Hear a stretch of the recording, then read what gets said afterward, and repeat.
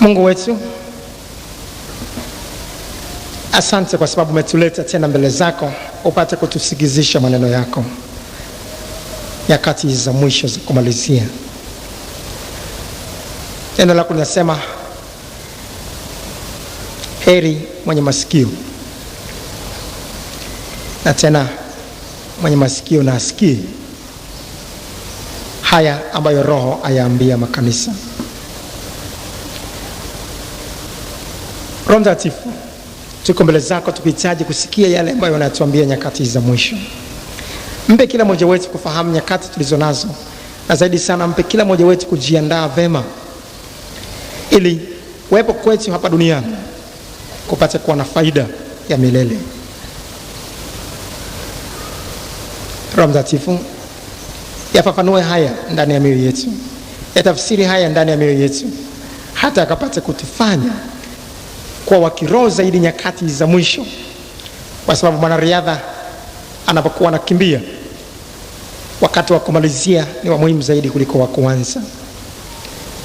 Wako wengi walioanza vizuri lakini wakashindwa kumalizia vizuri. Tupe kumalizia kwa nguvu zaidi ili tuwe miongoni mwa washindao, hata tupate kukaa na Yesu mawinguni mbinguni milele na milele katika jina la Yesu. Asante Mungu mwema kwa sababu tumetega masikio. Tuambie sasa, sema na watumishi wako tunasikia katika jina la Yesu. Amen. Vizuri sana. Leo tunaanza mfululizo wa matukio ya mfululizo wa masomo yanayohusiana na matukio ya mwisho wa dunia.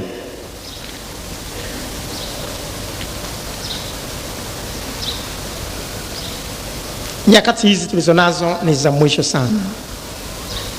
Tuko mwishoni, tuko ukingoni kabisa. Na kosa dogo nyakati za mwisho linaweza kutuletea maafa makubwa sana ya milele. Na tusipoweza kufahamu juu ya nyakati tulizo nazo na juu ya yale ambayo yanatarajiwa kutokea, tunaweza tukawa kama wanawali wale watano wapumbavu ambao hawakuweka mafuta katika taa zao, na hatimaye bwana harusi alipokuja hawakuweza kwenda kumlaki. Sasa ufahamu au maarifa kuhusiana na matukio ya mwisho utatupa kujiandaa vema kwa kuweka mafuta katika taa zetu ili tuweze kumlaki bwana harusi Yesu Kristo jinsi itupasavyo. Na kwa sababu hii mfululizo wa masomo haya ambayo utatuchukua wiki kadhaa, kila Jumapili mfululizo, hatimaye utatuweka katika nafasi nzuri zaidi ya kujua yanayotupasa kufanya nyakati hizi tulizo nazo.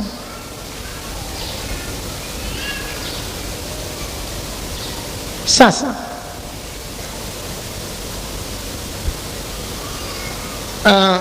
mwisho wa dunia unagawanywa katika matukio kadha wa kadha mfululizo. Na tangu tukio la kwanza ambalo tunajifunza leo, tukio la kwanza hili linazungumziwa kwamba ni mwisho wa dunia, na matukio kadha wa kadha yatafuata baada ya tukio hili kule juu mawinguni hapa duniani, na yatakwenda kwa mfululizo na kwa mpangilio wake, na hatimaye mwisho wa miisho yote unaitwa hivyo. Mwisho wa miisho yote, hii dunia tulio nayo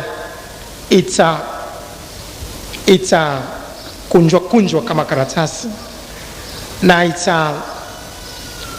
itafumuliwa pamoja na sayari zote tunazoziona, jua tulilonalo, mwezi, sayari mbalimbali zote zitakunjwa na kufumuliwa na kuchoma moto na kuteketezwa kabisa. Na kutatokea mlipuko mkubwa sana sana ambao utaharibu na kuteketeza kila kitu tunachokiona katika sayari mbalimbali. Kama katika jua, kuna mamilioni kwa mamilioni ya tani za gesi mbalimbali kama hydrogen na gesi mbalimbali ambazo zinaweza kulipuka kwa haraka sana, ambazo vyote hivi pamoja na madini mbalimbali yaliyoko katika sayari hizi, pamoja na mafuta ambayo tunayachimba leo katika sehemu mbalimbali za dunia na kadhalika, vyote hivi kwa pamoja vitashikwa na kukunjwa kama karatasi na kutiwa moto na kutiwa kiberiti, na huo ndio utakuwa mwisho wa maisha yote. Alafu zitaumbwa mbingu ambazo kutatokea uumbaji wa mbingu mpya na nchi mpya.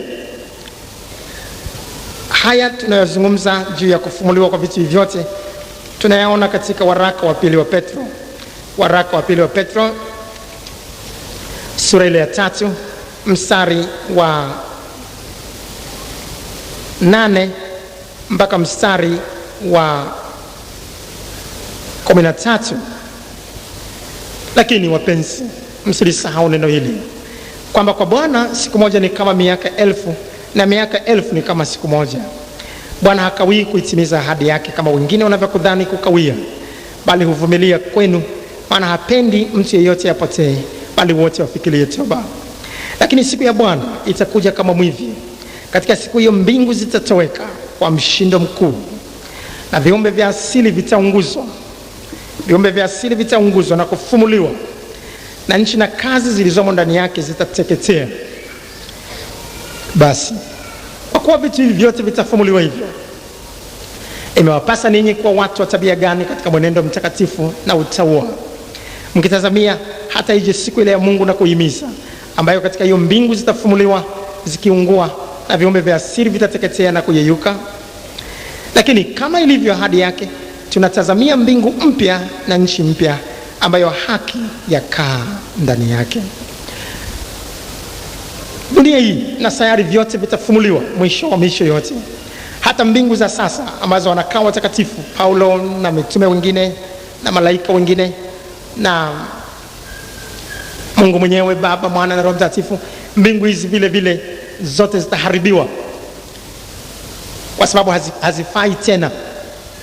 Zimekuwa zikitunza rekodi ya wenye dhambi, rekodi mbalimbali za matendo ya kila mmoja zinatunzwa mbinguni kwa sasa.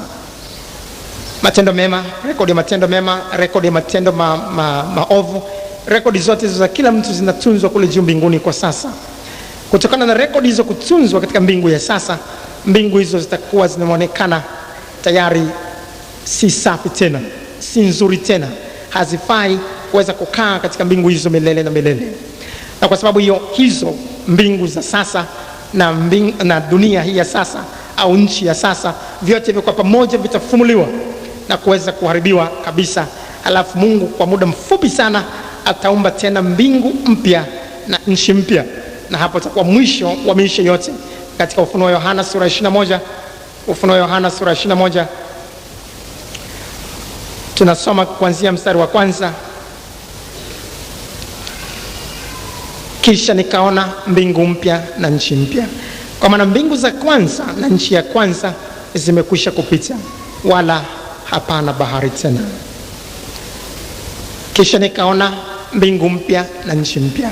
Hizo zitakuwa mpya kweli, zitaumbwa mwisho wa maisha yote, na Mungu mwenyewe ataziumba mbingu hizo na nchi mpya kwa namna ambayo tutaweza kuiona katika masomo ya mwisho kabisa huko tutakapokuwa katika mfululizo wa masomo wa matukio haya. Mbingu hiyo mpya na nchi hiyo mpya kwa sasa haijafanywa. Isaya 66 mstari wa 22.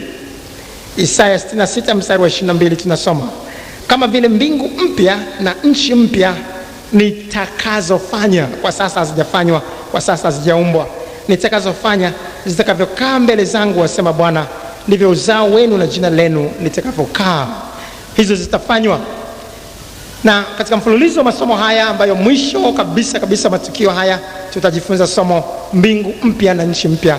Baada ya wiki kadhaa tutakuwa tumepita katika mambo mengi mfululizo, tukijifunza masomo mbalimbali, vita vya Armageddon ambavyo vinakuja mbeleni huko, kuja kwa Yesu Kristo na watakatifu wake wakiwa wamepanda farasi weupe na kutua kwenye mlima wa Mizeituni, pale ambapo Yesu Kristo alitokea kwenye mlima huo pale alipokuwa anawaga wanafunzi wake na kuchukuliwa na wingu lilompokea kwenda mbinguni. Na vita vya Gogu na Magogu ambavyo vitakuja baadaye, utawala wa Kristo miaka 1000 duniani, na mambo mengi kadhaa ambayo tutajifunza hapa katikati, ambayo tutaendea kwa mpangilio wake. Ufufuo wa wafu, inakuwaje mtu akifa namna hii? Atakapokuja kufufuliwa, na kufufuliwa namna gani? Kule jehanamu ya moto kukoje?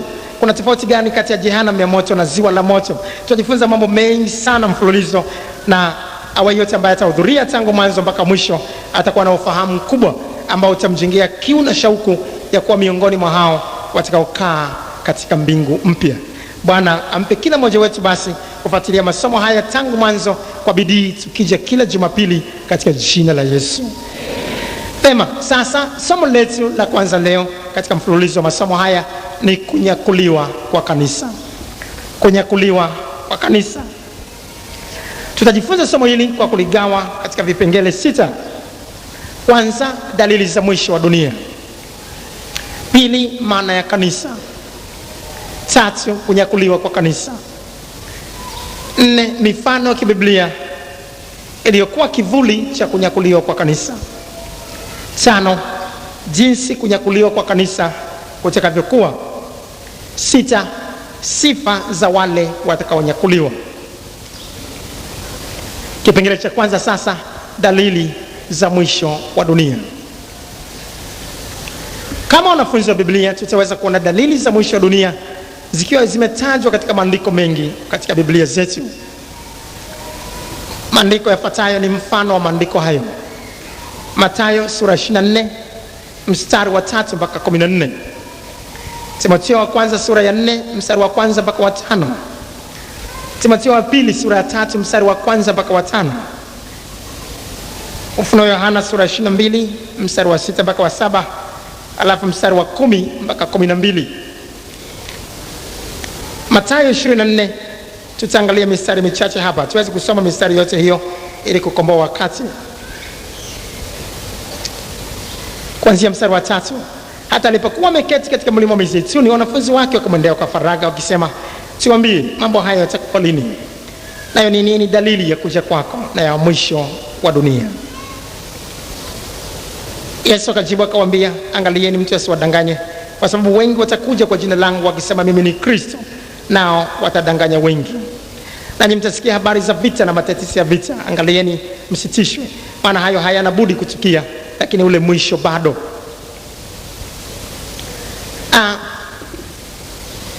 Mengi yamekwisha tukia yaliyotajwa hapa. Watakuja wengine wengi wakisema mimi ni Kristo, na watadanganya wengi. Makristo wengi sana kwa mamia yao wamekwisha tokea duniani tangu haya yalivyotajwa. Na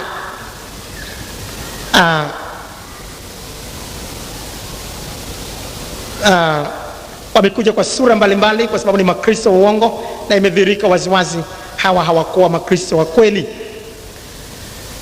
Wako waliojitokeza na kusema wao ni Kristo. Nchi nyingi za jirani zinazozunguka kama Zambia, Jamhuri ya Demokrasia ya Kongo, Kenya na nchi nyingine zinazozunguka, wamekuwepo watu ambao wamejitokeza na kusema wao ni Kristo. Hata sio siku nyingi zilizopita kumekuwa na mtu namna hiyo alijitokeza kule Sumbawanga hapa katika nchi yetu, naye akijitaja kwamba yeye ni Kristo.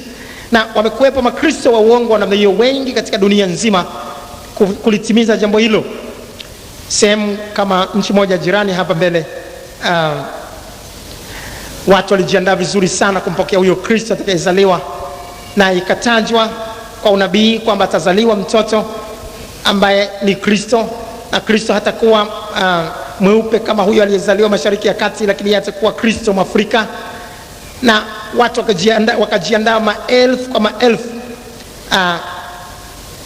na wakapiga kambi mahali ili kumngojea huyo ambaye atazaliwa. Na ilitajwa atazaliwa Kristo wa kiume hivyo, lakini atakuwa Mwafrika. Na madaktari wengi wakamwangalia yule mama ambaye alitajwa kumzaa huyo Kristo, na wakasubiri mpaka dakika ya mwisho wakiwa wanataka sasa kuanza kumsujudia kwa namna kipekee huyo Kristo. Lakini kwa mshangao, alipokuja kuzaliwa alikuwa mtoto wa kike, na hali ikawa nzito. Kambi ile ikasambaratika kwa namna ya kipekee sana. Sehemu nyingi mbalimbali matukio ya namna hiyo yamekuwa yakitokea miaka mingi namna hiyo, na wengine wamekuwepo na kuaminiwa na wengine hata kuwapoteza wengi sana. Mengi yametokea ya namna hiyo. Wengi watatokea kwamba ni Makristo na kuwadanganya wengi. Nanyi mtasikia habari za vita na matetesi ya vita. Angalieni msitishwe, maana hayo hayana budi kutukia, lakini ule mwisho bado. Vita vya kila namna vimeonekana, vita vikuu vya kwanza, vita vikuu vya pili, vita vya kila namna ambavyo vimeweza kuharibu sehemu nyingi mbalimbali kwa mabomu ya atomic na kadhalika. Lakini hayo yote yanatajwa kwamba ule mwisho ulikuwa bado hasa, lakini hayo ni dalili tu. Na yote hayo tumeyaona, vita vya kila namna tumeviona. Kwa maana taifa litaondoka kupigana na taifa, na ufalme kupigana na ufalme. Taifa linalotajwa hapa sio kama taifa la Tanzania, lakini taifa kama Tanzania linatajwa kama ni ufalme. Nyakati hizo zaidi walifahamu ufalme zaidi. Sasa ufalme kupigana na ufalme ni nchi kupigana na nchi, lakini taifa kupigana na taifa ni vita vya wenyewe kwa wenyewe, vita vya kikabila ndani ya nchi moja, ndio vinaitwa taifa kupigana na taifa. Watoto mapacha waliokuwepo ndani ya tumbo la mama mmoja nyakati za mwanzo wanatajwa kwamba ni mataifa mawili. Angalia Mwanzo sura ile ya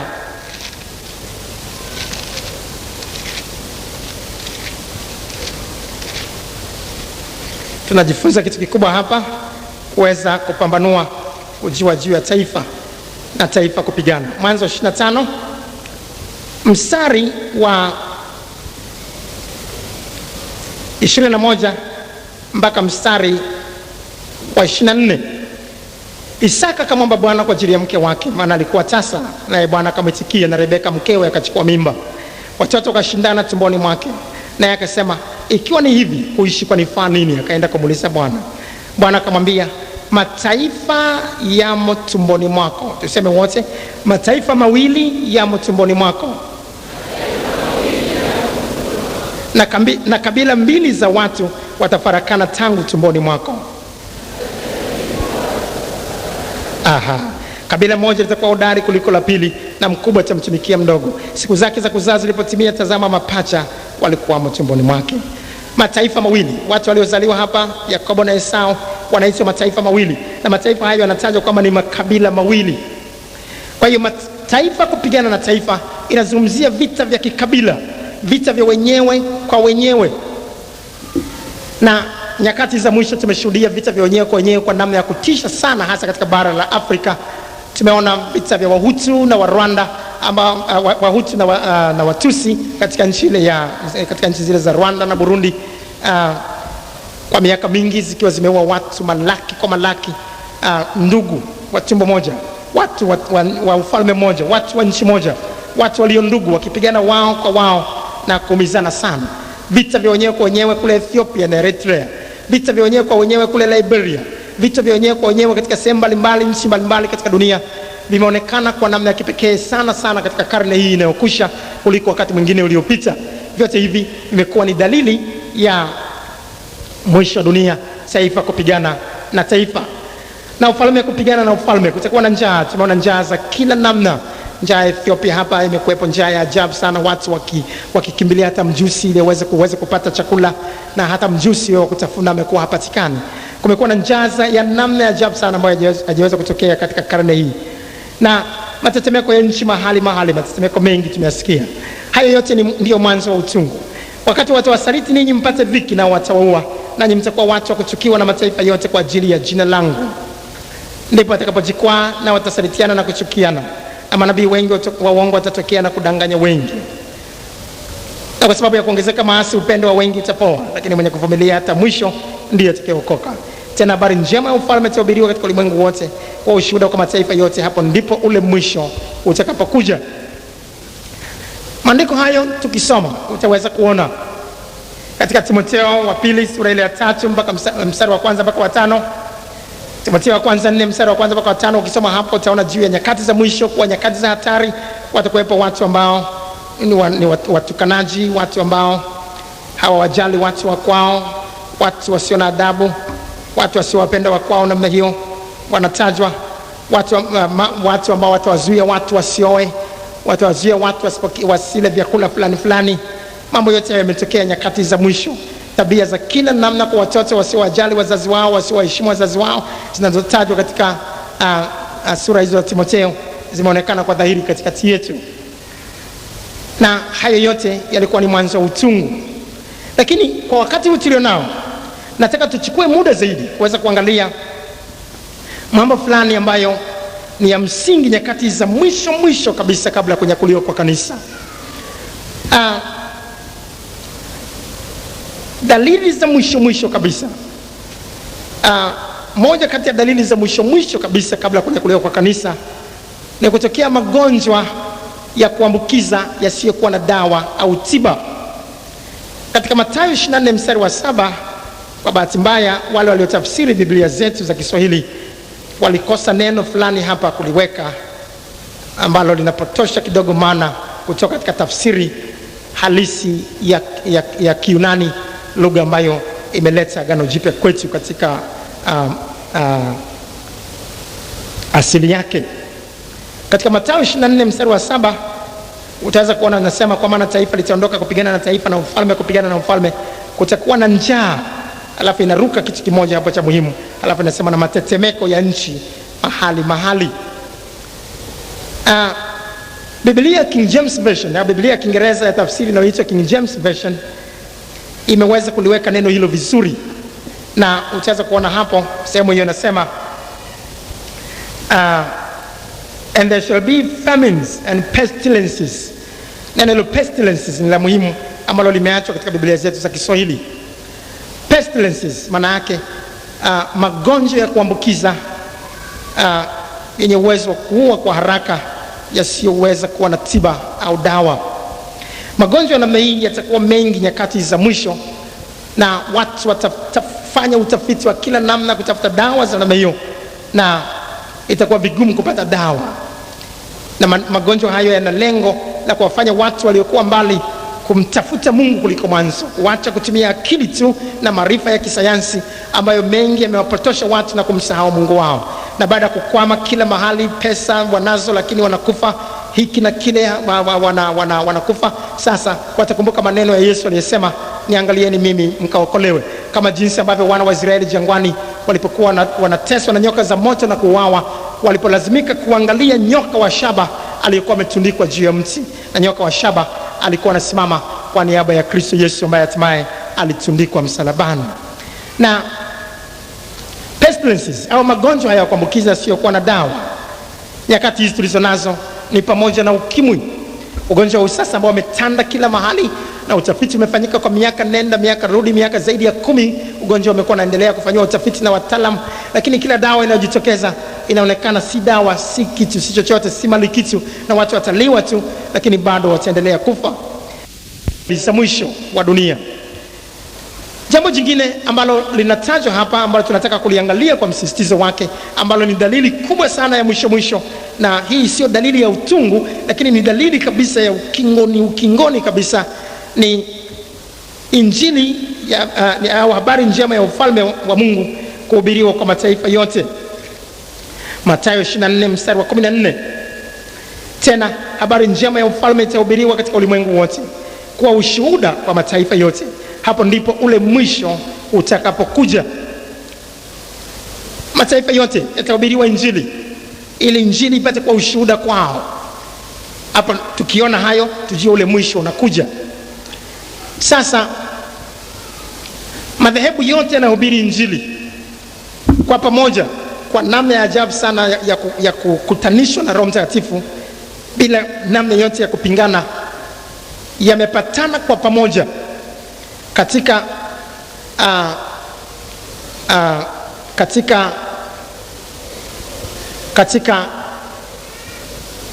movement au shirika linaloitwa AD 2000 and Beyond Movement. AD 2000 and Beyond Movement. AD 2000 and Beyond Movement ambalo linaongozwa na raia mmoja wa nchi mojawapo kule Amerika Kusini anaitwa Louis Bush.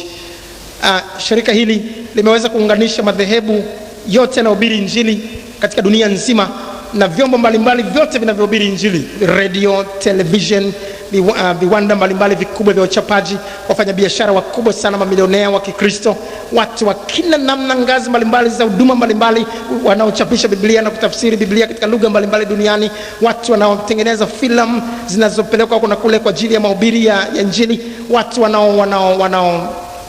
wanaofanya kila namna ya kuweza kupeleka Injili huko na kule, watengenezaji wa kompyuta, wataalamu mbalimbali ambao wamekuwa mstari wa mbele katika uanzishaji wa mawasiliano ya kimataifa kama internet na kadhalika, wataalamu wakubwa wa sayansi wakubwa sana duniani, wote wamejumuishwa pamoja na wahubiri wakubwa. Watu kama Billy Graham, mwinjilisti mkubwa kule Marekani, ni miongoni mwa hao ambao ni wenye viti katika shirika hilo, pamoja na wahubiri wengi sana ambao muda wetu usingetutosha kuwataja kama Dr. David Yong Cho, ambaye ni mchungaji wa kanisa lilo kubwa kuliko makanisa yote duniani, lililoko kule Seoul, Korea. Wote hao wako katika shirika hili, na madhehebu yote yanahubiri Injili yameungamanishwa kwa namna moja ama nyingine, na wote kwa pamoja wawakilishi kutoka sehemu mbalimbali.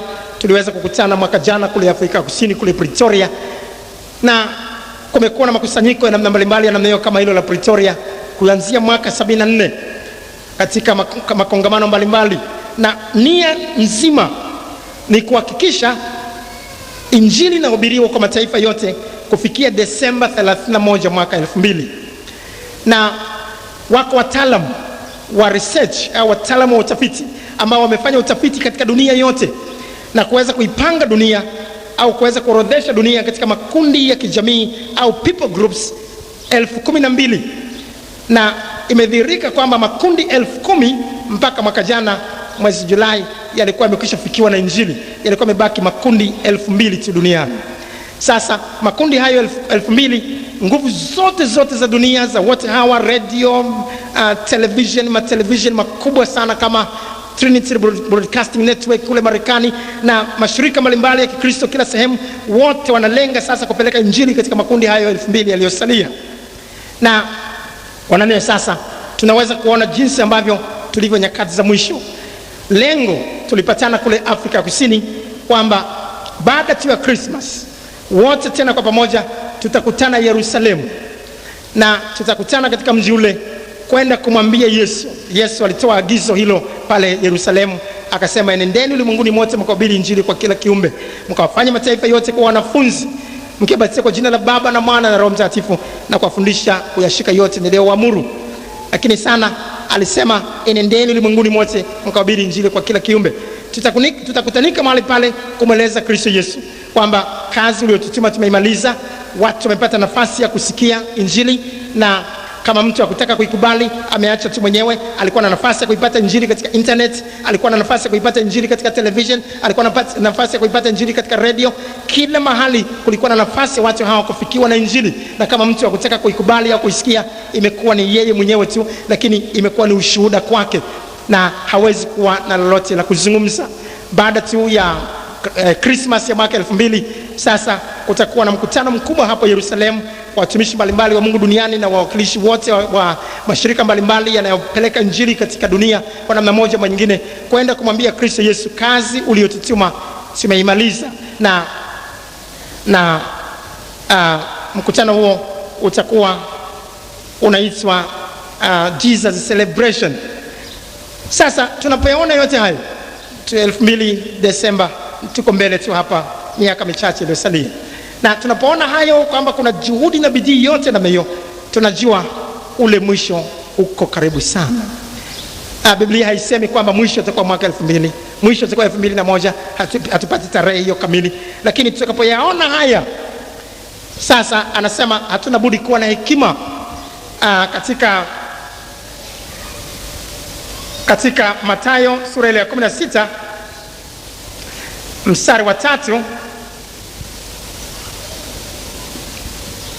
Mathayo 16 mstari wa 3, tunajifunza kwamba kama kuna maana yake halisi hapo ni kama kuna mawingu, tunajua mvua kubwa inakuja, tunaweza kujiandaa hata kuanua nguo zetu na kuziweka pembeni. Sasa kwa msingi huo sasa lazima tujue tunapoyaona haya ni kama dalili ya mvua, na kama tumeanika nje nguo, tutazianua tukijua mvua inakuja. Lazima tuwe tayari kwa msingi wa kujiandaa tukijua mwisho ule unakuja. Dalili nyingine ambayo inatajwa katika Ufunuo Yohana sura 22 mstari wa 11, inatajwa hapo kwamba wachafu watazidi kuwa wachafu na watakatifu watazidi kutakaswa.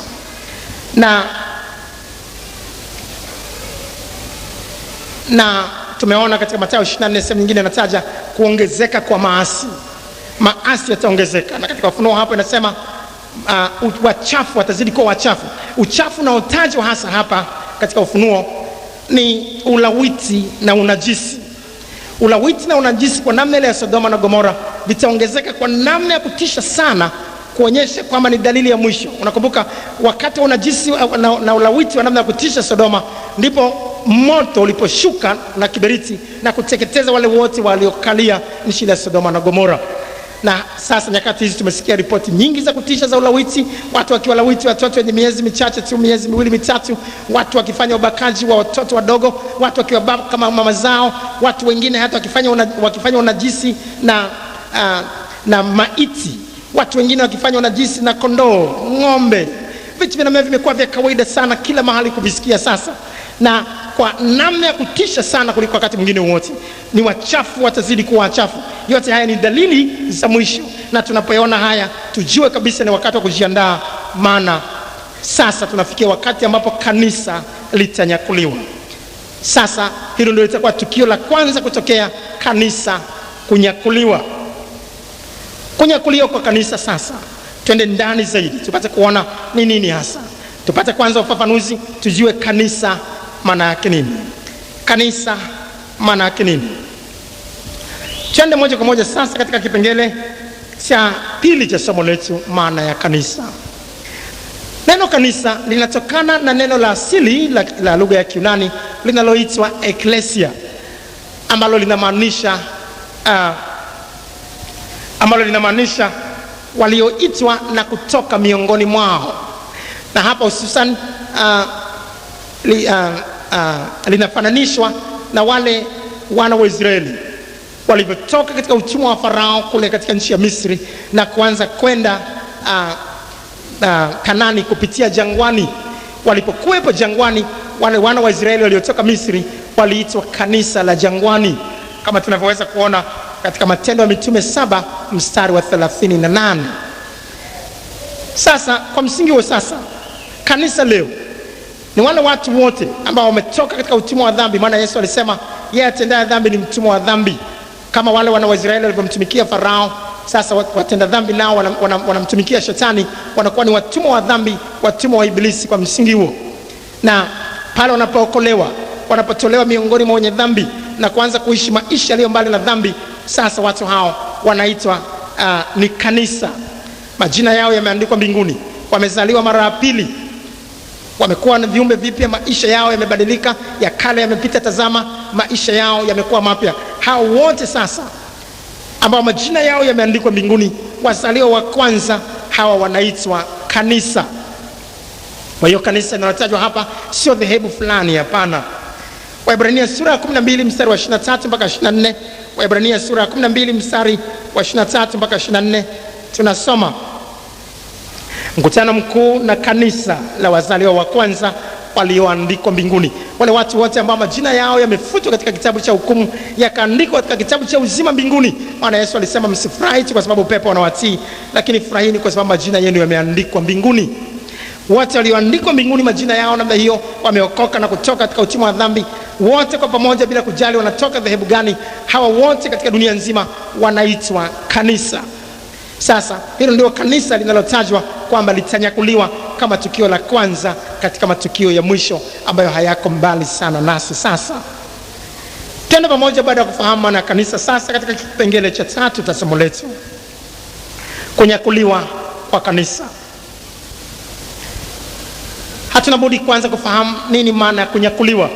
Lakini kabla hapo tuangalie Wathesalonike wa kwanza sura ya 4.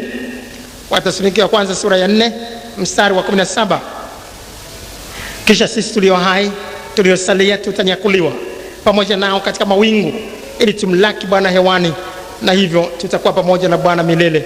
Basi farijieni kwa maneno hayo. Labda tuanze mstari ule wa 15, itakuwa vizuri.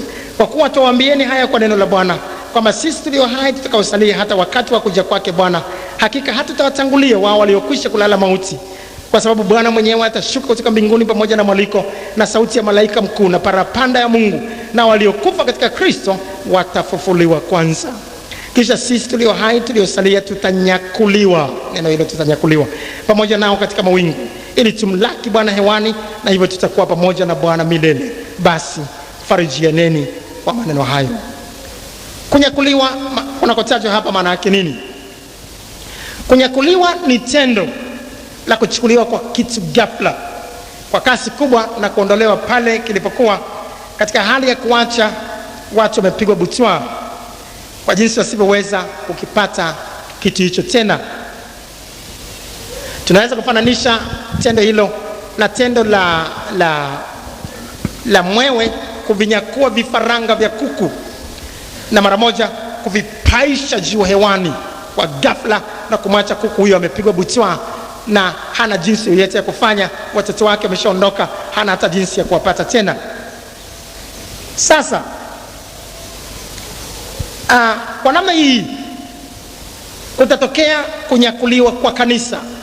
Watu wote waliokolewa muda usio mrefu ujao watanyakuliwa, na muda mfupi umesalia, watanyakuliwa na watatolewa kwenye uso wa dunia hii, na wale watakuwa wamebaki watakuwa ni wenye dhambi tu watakaobaki hapa duniani.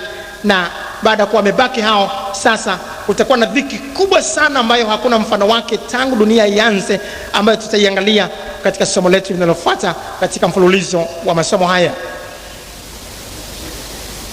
Na ni muhimu kuelewa kwamba kanisa litakuwa limenyakuliwa kabla ya dhiki hiyo kubwa, kinyume na mafundisho wengine ambao wanasema kanisa litakuwepo wakati wa dhiki hiyo kubwa.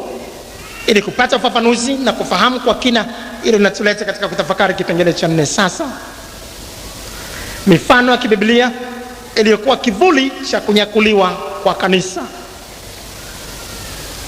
Mungu katika hekima yake hakuacha kutupa mifano inatuwezesha kufahamu juu ya kunyakuliwa kwa kanisa kutakavyokuwa, ili tusiweze kudanganywa na walimu wa uongo. Na katika mifano hii tunaweza kujifunza vizuri zaidi na kufahamu kwamba watu waliokolewa au kanisa wataondolewa kabla ya dhiki kubwa, kabla ya hasira ya Mungu kushuka juu ya dunia. Watu waliokolewa, watu wake Mungu, wataondolewa kwanza. Na mifano hii inathibitisha waziwazi kwamba kunyakuliwa kwa kanisa kutafanyika kabla ya dhiki kubwa na si vinginevyo. Kwanza, Nuhu na wenziwe 7 katika Mwanzo sura ya 7 mstari wa 11 mpaka 18 tunaona walitolewa kwanza na kuwekwa safinani kabla ya gharika kumwagika juu ya wenye dhambi. Nuhu na wenzie 7 wanatajwa kuwa ni watu wenye haki, na hao walitolewa kwanza na kuingizwa kwenye safina. Na vivyo hivyo kanisa litaingizwa kwenye safina, litatolewa kwanza.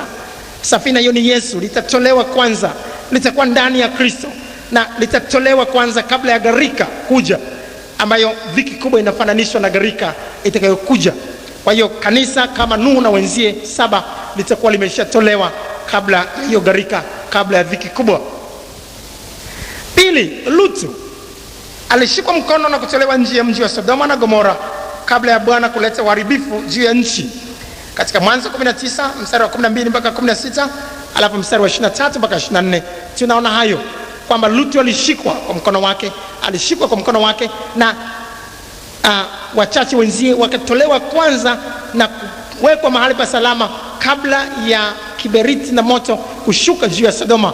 Na dhiki kubwa ambayo itajaa mateso ya kila namna kama tutakavyoweza kuona katika somo lijalo, hiyo haitawahusu kanisa, haitawahusu watu waliokolewa, lakini kanisa litakuwa limetolewa kwanza na malaika, litakuwa limetolewa kwanza na malaika. Parapanda italia, malaika atapuliza tarumbeta kama tutakavyoweza kuona hapa mbeleni, na kanisa litanyakuliwa na kutolewa, na ndipo hiyo dhiki kubwa itashuka juu ya uso wa dunia. Na vile vile tunajifunza mfano wa 3. Kabla ya Bwana kuangamiza wana wa Kora, alihitaji kuona Musa na Haruni na wengine wasiokuwa waasi wametengwa mbali nao. Katika Hesabu 16 mstari wa 20 mpaka 21, mstari wa 23 mpaka 27, alafu mstari wa 31 mpaka 35. Ukisoma kwa wakati wako hapo utaona watu ambao sio waasi walitengwa kwanza, alafu waasi wale wakaadhibiwa. Dhiki kubwa ni adhabu itakayoijilia uso wa dunia, na hiyo itakuja tu baada ya wale waasi kubakizwa na wale wasiokuwa waasi kutengwa mbali na hao wakati wa kunyakuliwa kwa kanisa. Na vile vile katika mfano katika jambo lingine tunajifunza, kama Henoko na Elia walivyotwaliwa na kwenda mbinguni bila kufa, ndivyo watakatifu walio hai waliosalia watakaonyakuliwa bila kufa. Katika Mwanzo 5:24, Wafalme wa Pili sura ya 2 mstari wa 11 mpaka 12, tunaona jinsi Henoko na Elia walivyotwaliwa. Na kwa msingi huo sasa tutaweza kutwaliwa, si tulio hai tuliosalia, ambao tutaweza kufikia wakati wa kunyakuliwa kwa kanisa. Tutaweza kutwaliwa na kuacha wenye dhambi hapa wakibaki katika masononeko kubwa na dhiki kubwa ambayo hakuna mfano wake, kwa mateso mazito sana ambayo tutaweza kuyaona katika somo linalofuata kama tulivyotangulia kufahamu. Sasa tuende katika kipengele cha 5 ambacho ni moyo wa somo letu, jinsi kunyakuliwa kwa kanisa kutakavyokuwa.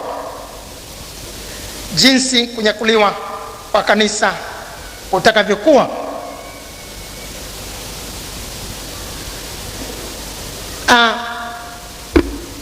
Wakati usio mrefu ujao, inaweza kuwa karibu na mwaka 2000, hatujui. Inaweza kuwa baada kidogo, hatujui, lakini muda huo si mrefu sasa, kwa sababu haya yote yanatukia mbele ya macho yetu. Biblia inasema siku ile wala saa hakuna ijuaye. Katika Mathayo 24 mstari wa 32 mpaka 33, hakuna ijuaye ile saa wala siku, lakini yeye ajaye anakuja hakika wala hatakawia, kama Waebrania 10 mstari wa 37 inavyotufundisha. Sasa katika kipindi kifupi kinachokuja sasa, yatatokea mambo kufumba na kufumbua ambayo tunatakiwa tuyafahamu. Kitakachotokea, dunia kama ilivyo, sehemu nyingine ni usiku, sehemu nyingine ni mchana. Kama hivi sasa tunavyojifunza somo hili wakati ni mchana, kadri unavyokwenda magharibi kwao kule bado usiku. Mahali kama Marekani kule sasa, wengine ndio alfajiri sana wanaamka, na sehemu zile za mashariki zaidi, Japan, kwao ni usiku sana saizi. Kadri unavyozidi kwenda mashariki sasa saa zinazidi kuongezeka, na kadri unavyozidi kwenda magharibi zinazidi kupungua. Sasa sehemu nyingine itakuwa usiku, sehemu nyingine itakuwa mchana. Na kitakachotokea sasa itakuwaje? Kama ni usiku,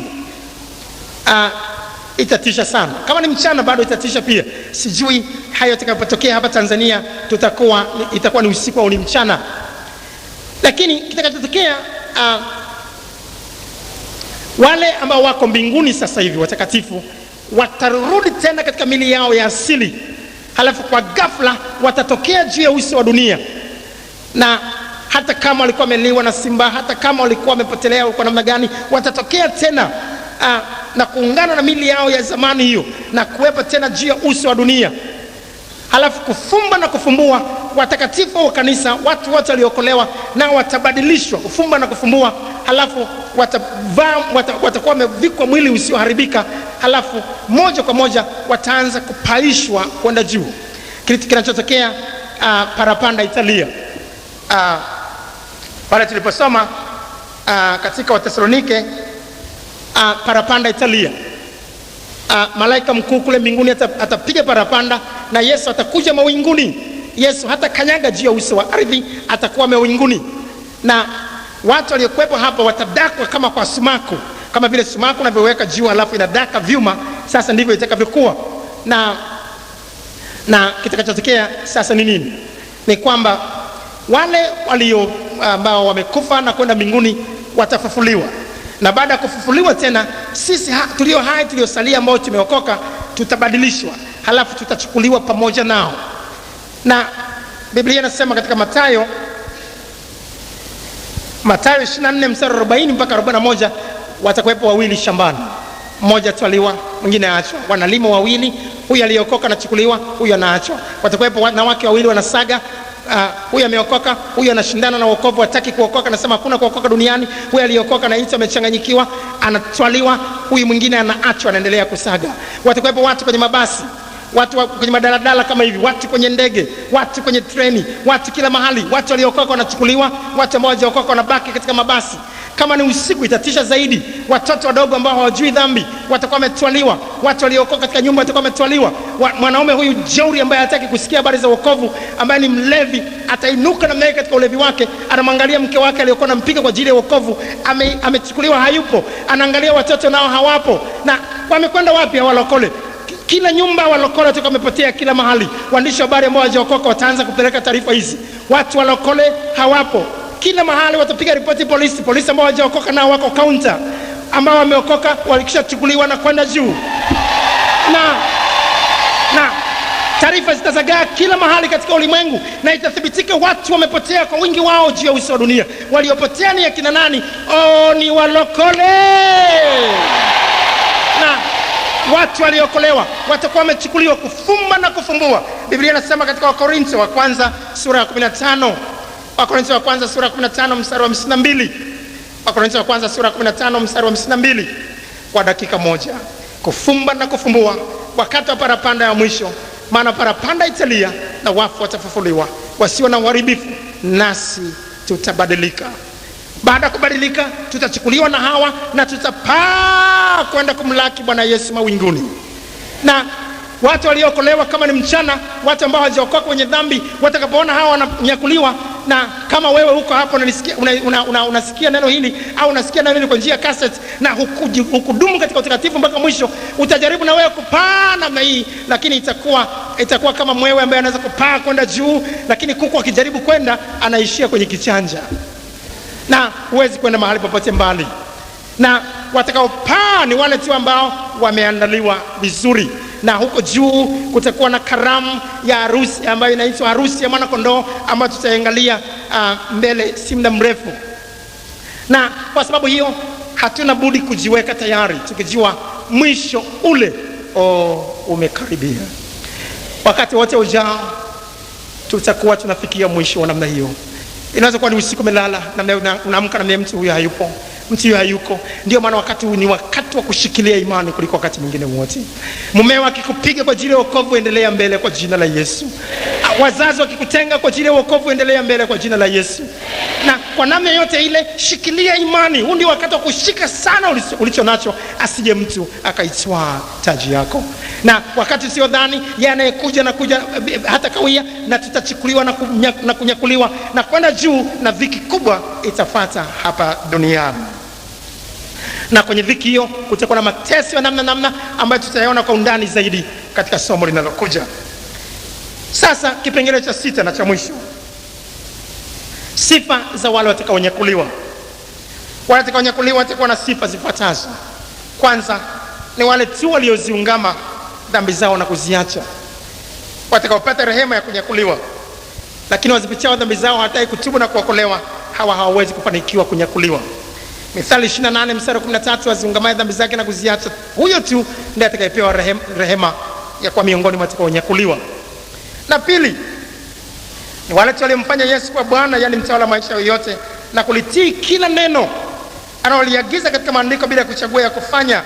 Zaburi 119 mstari wa 6, alafu mstari wa 9 tunajifunza, ndipo mimi sitaaibika nikiangalia maagizo yako yote. Kwa jinsi gani kijana aisafisha njia yake kwa kutii akilifuata neno lako. Huu si wakati wa kufuata mapokeo ya wanadamu.